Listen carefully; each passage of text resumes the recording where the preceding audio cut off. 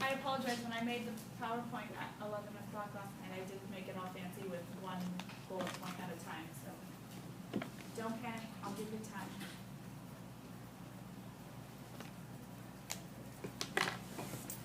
Oops, I made a typo too. That first bullet point, instead of hydrogen, it should say carbon. So organic chemistry is organic compounds contain at least one carbon atom. Organic chemistry is the study of carbon. All molecules must have at least one in order to be considered an organic molecule. Are we organic? Yes, we are. All living things are organic. At least one carbon atom? Right. As long as it has a single carbon atom, it's considered an organic molecule. So water, not an organic molecule.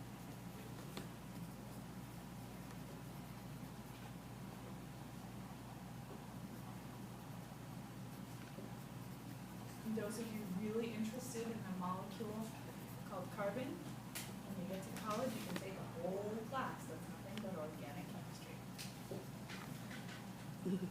Exciting, right now. Okay, major elements in life. Hopefully we all recognize those chemical signals. We've got carbon, hydrogen, oxygen, nitrogen, sulfur, and phosphorus. The major ones are the first four. Sulfur and phosphorus are found, but in smaller quantities. Most living organisms contain about the same percentage of these molecules, so it's a pretty even, uniform distribution.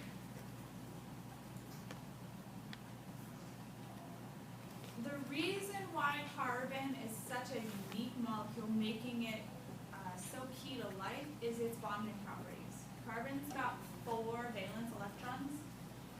For those of you that don't remember, valence electrons are the electrons on that outermost orbital. So it either has to give up 4 or take 4 from somebody else. And instead of doing that, most of the time it's just going to share 4, because it takes less energy to share than it is to give up or take from somebody else. So its ability to share 4 valence electrons with some other molecule gives it a lot of potential for different shapes and different molecules. There's literally an endless combination that you can put together with carbon molecules.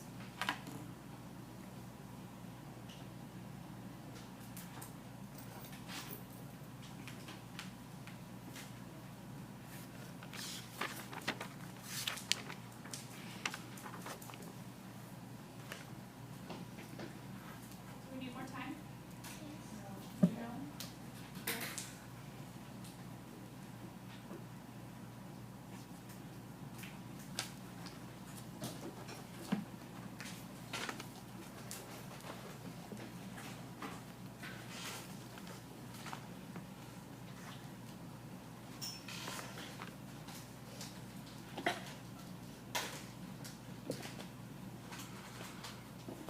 Good.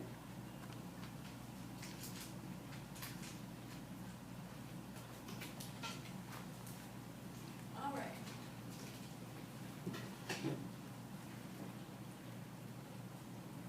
When we say carbon chains, it sounds exactly like it is. Think of a chain link fence where you've got link after link after link. It's carbon molecule attached to carbon molecule attached to carbon molecule. And that forms the kind of the skeleton framework or the main backbone of an organic molecule.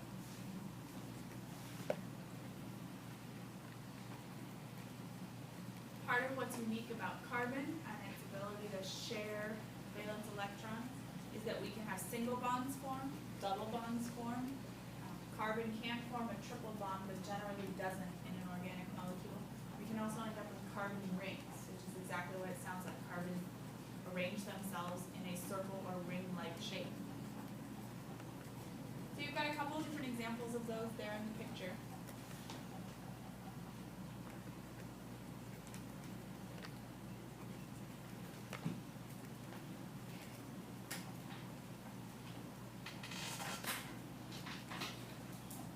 Do you need to know the names of those? No, but just be able to recognize that those are organic molecules.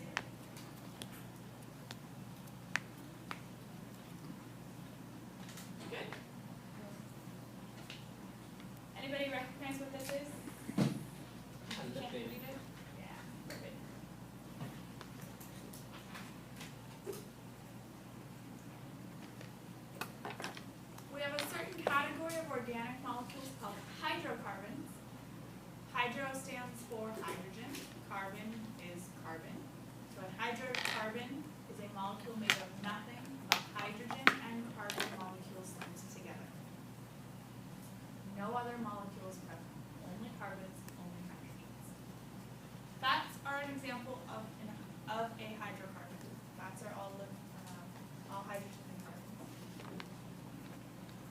So you've got an artist's drawing of a fat molecule there, and then you actually have a cellular picture of fat cells.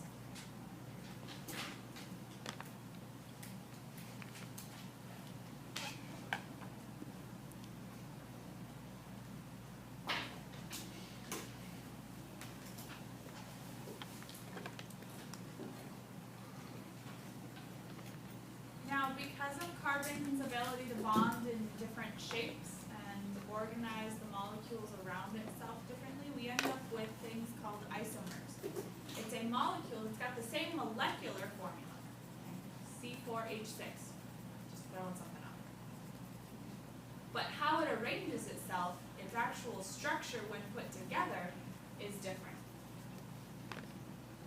So it's got the same number of carbons, same number of hydrogens, or any other molecule that may be in it. The number of any particular atom in there is the same, but how they arrange themselves are different. Think of Legos. Okay? I could give everybody 5 red Legos, 5 yellow Legos, and 5 blue Legos. And if I were to ask you to put something together with those 15 pieces, you'd all come up with something different, but it's the same 15 pieces that you used to put it together. Does that make sense? Okay. 3 main types of isomers that we end up with: structural, geometric, and enantiomers, and we're going to focus on each of those individually coming up here.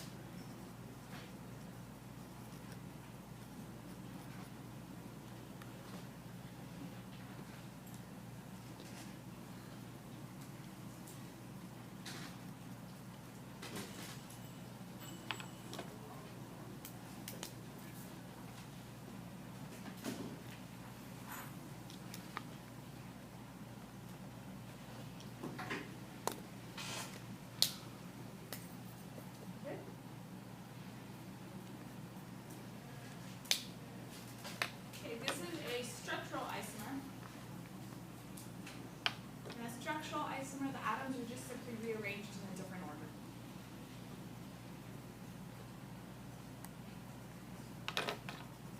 So if you look at the 2 molecular formulas, the number of carbons and hydrogens in those 2 molecules are the same.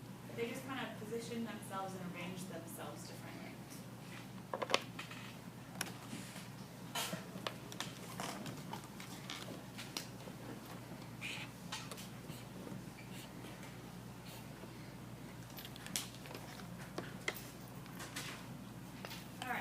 Geometric isomer is a spatial arrangement difference.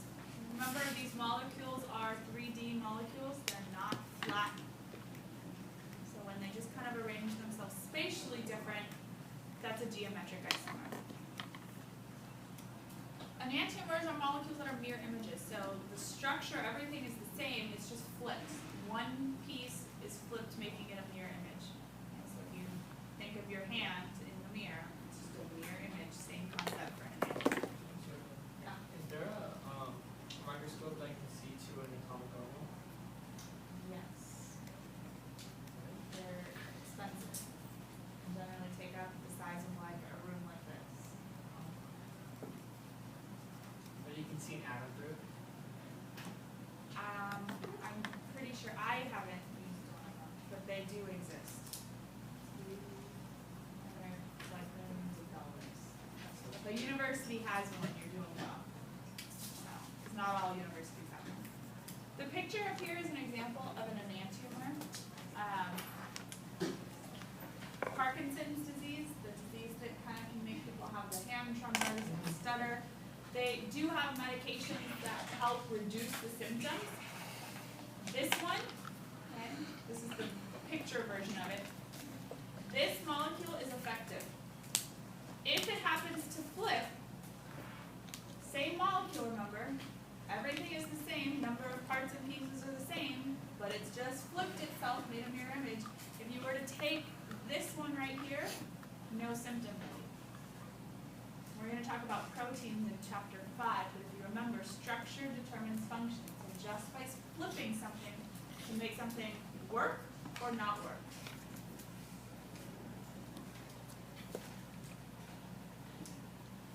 Here's just your reminder. Function of a protein, yeah, write it down, because I don't want you to forget this. This is a key thing. Function determines, or structure is determined. Function is determined by. Thank you. So you change the shape, you change the function. Think of your house key. It's got a specific shape and a specific function. It opens your house door. You take your key to your next door neighbor's, is it going to work? Not so much.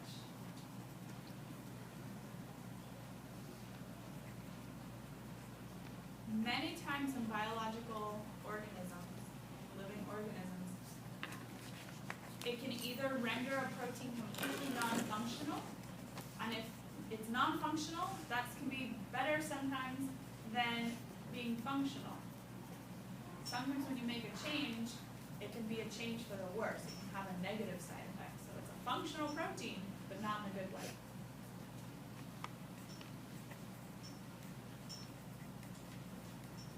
What if you have a molecule, make a mirror image of it, but then make it like mirror image it again? What happens? Does it turn back to its original? If function? the reaction can occur and it can go back to its original thing, fine. But why would you want to waste energy having to do that? Okay, no. Okay. Yeah. Okay.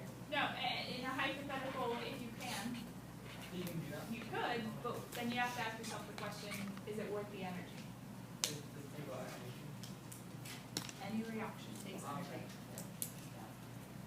Alright, that's it for chapter 4, guys. Yeah. Quiz time? We are doing a quiz tomorrow, but I'm actually going to start chapter 5 and get a couple slides into chapter 5. Chapter 5 is a little longer. So we usually do it on the picture here in the back of It's the. up to you.